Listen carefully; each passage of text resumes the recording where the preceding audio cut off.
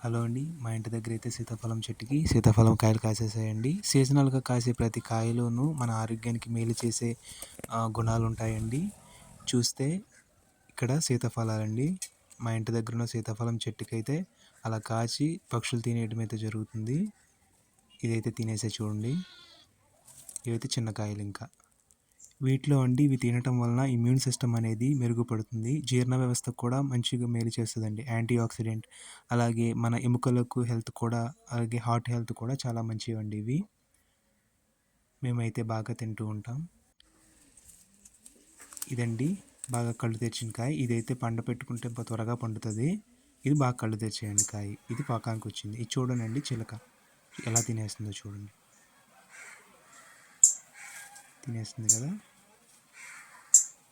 Thank you అండి. ఈ video నచ్చితే లైక్ చేసి సబ్స్క్రైబ్ చేయండి. Thank you.